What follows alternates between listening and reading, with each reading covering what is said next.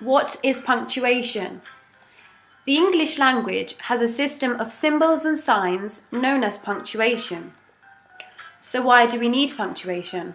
Well, punctuation shows us how to structure sentences and how each sentence should be read. Colon. A colon consists of two dots, one above the other. A colon can be used for the following: to separate independent clauses, to introduce an example, to introduce a list, to provide an explanation, to introduce a quotation, or to show emphasis. To separate independent clauses, an example of this would be, they will not make it home in time. The roads are very icy. To introduce an example of this is, if Stacy was going to make a cake, then she needed all the ingredients. For example, flour, eggs, butter, and milk. To introduce a list, an example of this is, Joe went to the shop and bought a new bag, stationery, and a water bottle. To introduce a quotation, the example of this is, James wrote, "Happy birthday. I hope you have a nice day." Lastly, to show emphasis, an example of this would be, you have two choices. Finish your homework or get into trouble. Semicolon. A semicolon consists of a comma with a dot above it.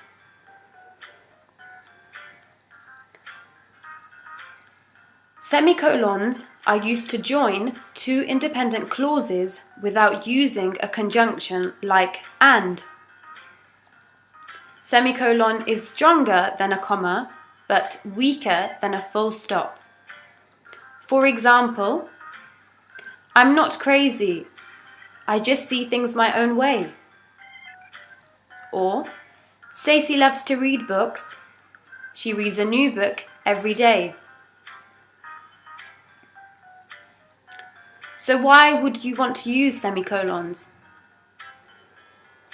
Let's have a look at some examples. Gareth slept soundly. Isabel was crying. This was quite rare. Gareth slept soundly. Isabel was crying. This was quite rare. The two statements have somewhat different meanings. In the first case, what was rare was the fact that Isabel was crying. It had nothing to do with Gareth. In the second case, however, the rare event is Gareth being able to sleep while Isabel was crying. Rule 1. Semicolons connect related independent clauses. A semicolon can join two closely related independent clauses. Examples of this include, I have 3 friends, 2 from France and 1 from China. Martha has gone to the library. Andrew has gone to play football. Rule 2. Delete the conjunction when you use a semicolon. You should not use a semicolon and a conjunction, for example, and, but, or, in the same sentence. Use one or the other. For example, I saw a magnificent albatross and it was eating a mouse. Instead, when you add a semicolon, you take out the and, so the sentence would be, I saw a magnificent albatross, it was eating a mouse. Rule 3. Use semicolons in a serial list. Semicolons can be used to divide the items of a list if the items are long or contain internal punctuation. For example, at the circus, we saw a clown juggling with swords and daggers, a lion who stood on a ball, a fire eater with flashing eyes, and an 8-year-old acrobat. Rule 4. Use semicolons with conjunctive adverbs. When you have a conjunctive adverb linking two independent clauses, you use a semicolon. Common conjunctive adverbs include moreover, nevertheless, however, otherwise, therefore, then, finally, and likewise.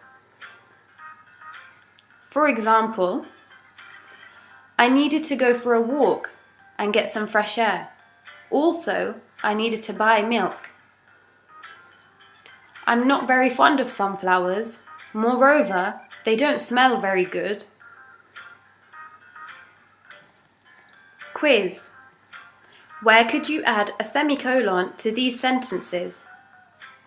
I ordered a cheeseburger for lunch. Life's too short for counting calories. I saw a great bird and it was eating a mouse. Sally's birthday is in November. John's is in September. The wedding invitations have all been sent out. 200 guests are expected. The students have been advised against walking alone at night. However, Kathy decided walking wasn't dangerous if it was early in the evening. Pause to answer.